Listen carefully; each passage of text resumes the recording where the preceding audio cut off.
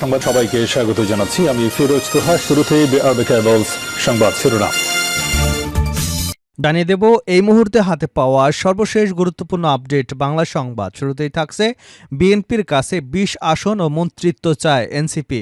ত্রয়োদশ জাতীয় সংসদ নির্বাচন সামনে রেখে সম্ভাব্য আসন সমঝোতা ও ভবিষ্যৎ রাজনৈতিক কৌশল নিয়ে বিএনপির সঙ্গে ঘনিষ্ঠ যোগাযোগ বজায় রেখেছে জাতীয় নাগরিক পার্টি। দলটি বিএনপির সঙ্গে অন্তত ২০টি আসনে সমঝোতা করতে চায় এবং বিএনপি ক্ষমতায় গেলে মন্ত্রিসভায় অংশগ্রহণের দাবিও জানিয়েছে। এবারে জানাবো, হাসিনার প্রত্যেকটি হত্যার বিচার করতে হবে ডাকসুর ভিপি। ঢাকা বিশ্ববিদ্যালয়ের ছাত্র সংসদের ভিপি সাদেক কায়েম বলেছেন, খুনি হাসিনা গত ১৬ বছর যে ফ্যাসিবাদ কায়েম করেছে, গুম, খুন, নির্যাতন, জুলাই গণহত্যার প্রত্যেকটি হত্যার বিচার স্বাধীন বাংলাদেশে হতে হবে। এদিকে নির্বাচনের পর ব্যারাকে ফিরে যাবে সেনাবাহিনী। দেশের জনগণের মতো বাংলাদেশের সেনাবাহিনীও একটি অবাধ, সুষ্ঠু ও উৎসবমুখর নির্বাচন প্রত্যাশা করে বলে জানিয়েছেন সেনার সদর দপ্তরের আর্মি ট্রেনিং অ্যান্ড ডকট্রিন কমান্ডের GOC lieutenant general Mohammad Mahinur Rahman. জানাবো, ৫ ব্যাংক অকার্যকর ঘোষণা, ভেঙে দেওয়া হলো পর্ষদ। আর্থিকভাবে বিপর্যস্ত সরিয়াভিত্তিক ৫টি ব্যাংক একীভূত করতে প্রতিষ্ঠানগুলোর পরিচালনা পর্ষদ ভেঙে দেওয়া হয়েছে। একই সঙ্গে ব্যাংকগুলোকে অকার্যকর ঘোষণা করা হয়েছে। জানাবো, সংসদ নির্বাচনে এককভাবে অংশ নেবে এনসিপি। নাহিদ, আগামী জাতীয় সংসদ নির্বাচনে জাতীয় নাগরিক পার্টি এককভাবে অংশ নেবে এবং ৩০০ আসনেই প্রার্থী মনোনয়ন দেবে বলে জানিয়েছেন দলটির আহ্বায়ক নাহিদ ইসলাম। এবং সর্বশেষ জানাবো আন্তর্জাতিক সংবাদ। ইয়েমেনে সৌদির ক্ষেপণাস্ত্র হামলা। সৌদি বাহিনী ইয়েমেনের সীমান্তবর্তী রাজিয়া জেলায় বেসামরিক গ্রামগুলোকে লক্ষ্য করে ক্ষেপণাস্ত্র হামলা চালিয়েছে। বুধবার ইয়েমেনের সাদা প্রদেশের কর্তৃপক্ষ এ তথ্য নিশ্চিত করেছে। এতক্ষণ শুনছিলেন সংবাদ শিরোনাম, এবার বিস্তারিত। প্রিয় দর্শক, আপনি যদি এই চ্যানেলে নতুন হয়ে থাকেন, ভিডিওটি দেখতে দেখতে চ্যানেলটি সাবস্ক্রাইব করে আমাদের সঙ্গে থাকুন। আর এই ভিডিও সম্পর্কে আপনি আপনার মূল্যবান মতামতটি কমেন্ট বক্সে জানিয়ে দিন। আর হ্যাঁ প্রিয় দর্শক, জানিয়ে দিন ভিডিওটি কোথা থেকে দেখছেন। বিএনপির কাছে ২০ আসন ও মন্ত্রিত্ব চায় এনসিপি।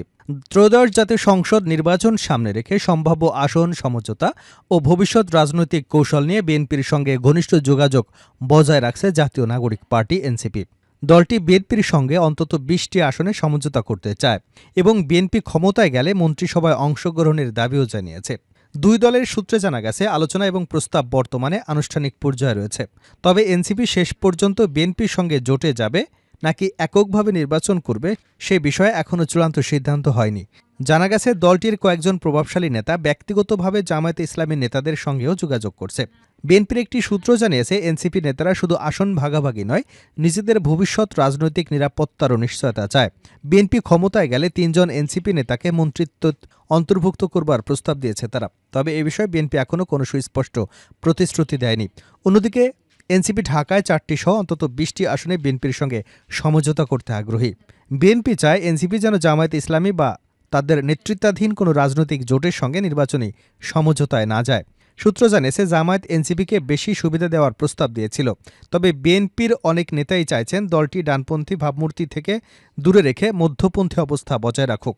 দলটির আহ্বায়ক নাহিদ ইসলাম সম্প্রতি বলেছেন, আমাদের মৌলিক দাবিগুলোর সঙ্গে যারা কাছাকাছি আছে, এরকম দলের সঙ্গে আমাদের যদি ঐক্যবদ্ধ হতে হয় বা কোনো ধরনের সমঝোতায় যেতে হয়, তাহলে সেটা আমরা বিবেচনায় রাখব। এর মধ্যে এনসিপির কেন্দ্রীয় নির্বাচন পরিচালনা কমিটি গঠন করেছে, যার প্রধান নাসিরুদ্দিন পাটোয়ারি এবং সেক্রেটারি তাসনিম জারা। দলটি ২০২৬ সালে জাতীয় নির্বাচনকে সামনে রেখে প্রার্থী বাছাই, প্রচারণা এবং মাঠ পর্যায়ে প্রস্তুতি শুরু করেছে। হাসিনার প্রত্যেকটি হত্যার বিচার করতে হবে ডাকসুর ভিপি। ঢাকা বিশ্ববিদ্যালয়ের ছাত্র সংসদের ভিপি সাদেক কায়েম বলেছেন, খুনি হাসিনা গত ১৬ বছরে যে ফ্যাসিবাদ কায়েম করেছে, গুম, খুন, নির্যাতন, জুলাই গণহত্যা, এর প্রত্যেকটি হত্যার বিচার স্বাধীন বাংলাদেশে হতে হবে। বিকেলে বরিশাল বিশ্ববিদ্যালয় ছাত্র শিবিরের আয়োজনে এক শিক্ষার্থী এক কোরআন শীর্ষক অনুষ্ঠানে প্রধান অতিথির বক্তব্যে তিনি একথা বলেন। পরে ২০০০ শিক্ষার্থীর মাঝে পবিত্র কোরআন শরীফ বিতরণ করেন তিনি বলেন, যে কাঠামোর মাধ্যমে হাসিনা ফ্যাসিস্ট হয়ে উঠেছে, সেই প্রতিষ্ঠান ভেঙে চুরমার করে দেওয়া হয়েছে। সেসব প্রতিষ্ঠান থেকে ফ্যাসিস্টের উপাদানগুলোকে দূর করতে হবে। তার জন্য যে সংস্কার করতে হবে সেটা করতে হবে। এ সময় তিনি বলেন, হাসিনার একটি হত্যা রায় কার্যকর করতে পারেনি অন্তর্বর্তী সরকার, যা সবাইকে হতাশ করেছে। এ সময় বরিশাল বিশ্ববিদ্যালয় এবং বিএম কলেজ ছাত্র সংসদ সহ বরিশালের বিশ্ববিদ্যালয় ও কলেজগুলোতে যাতে দ্রুত নির্বাচন হয় সে বিষয়ে ব্যবস্থা নেবারও কথা বলেন তিনি।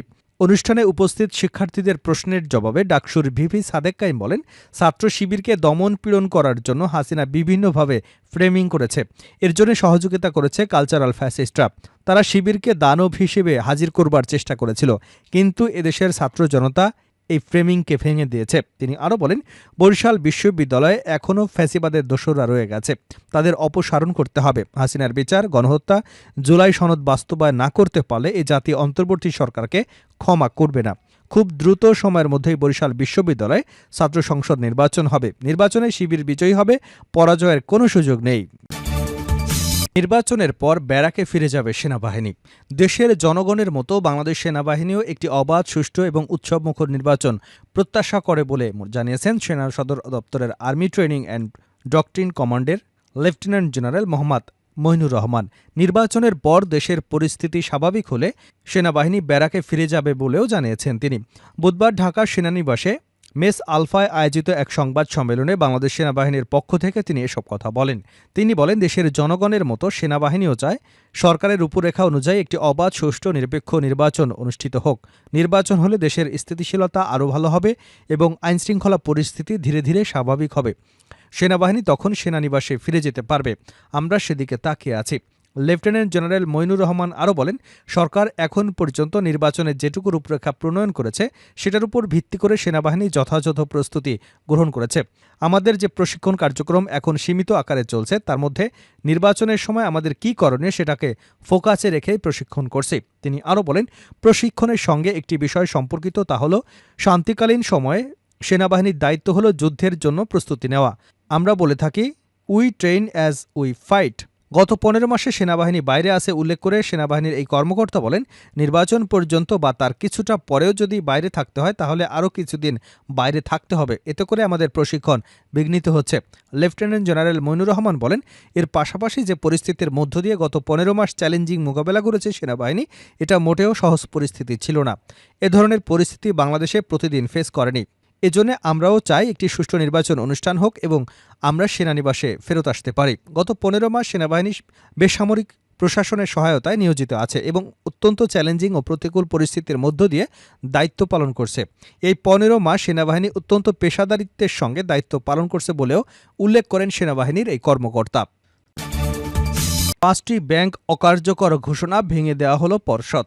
আর্থিকভাবে বিপর্যস্ত সরিয়াভিত্তিক 5টি ব্যাংক একীভূত করতে প্রতিষ্ঠানগুলোর পরিচালনা পর্ষদ ভেঙে দেওয়া হয়েছে। একই সঙ্গে ব্যাংকগুলোকে অকার্যকর ঘোষণা করা হয়েছে। বুধবার রাজধানীর মতিঝিলে বাংলাদেশ ব্যাংকের গভর্নর ডক্টর আহসান মনসুর এ ঘোষণা করেন। ব্যাংকগুলো হলো ফার্স্ট সিকিউরিটি ইসলামী ব্যাংক পিএলসি, গ্লোবাল ইসলামী bank PLC, union bank PLC, Exim bank PLC এবং সোশ্যাল ইসলামী ব্যাংক পিএলসি।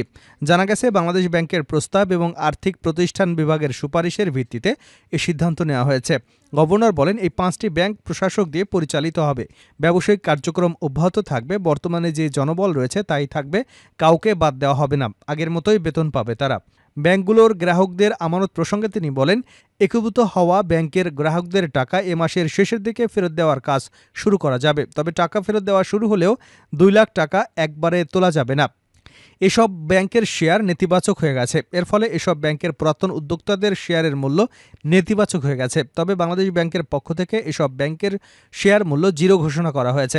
শেয়ার হোল্ডাররা ব্যাংক থেকেও কোনো টাকা পাবেন না। আবার সরকারও তাদের কাছ থেকে টাকা আদায় করতে পারবে না, যোগ করেন গভর্নর। শেষ করছে আন্তর্জাতিক সংবাদ দিয়ে। ইয়েমেনে সৌদির ক্ষেপণাস্ত্র হামলা। সৌদি বাহিনী ইয়েমেনের সীমান্তবর্তী রাজিয়া জেলায় বেসামরিক গ্রামগুলো লক্ষ্য করে ক্ষেপণাস্ত্র হামলা চালিয়েছে। বুধবার ইয়েমেনের সাদা প্রদেশের কর্তৃপক্ষ এ তথ্য নিশ্চিত করেছে। সাদা প্রদেশের কর্মকর্তারা জানান, সৌদি আরব রাজিসহ সীমান্ত অঞ্চলের নাগরিক বসতিগুলোর উপর ক্ষেপণাস্ত্র হামলা চালিয়েছে। তবে তাৎক্ষণিকভাবে হামলায় সম্ভাব্য হতাহত বা ক্ষয়ক্ষতির বিষয়ে এখন পর্যন্ত কোনো বিস্তারিত তথ্য প্রকাশ করা হয়নি।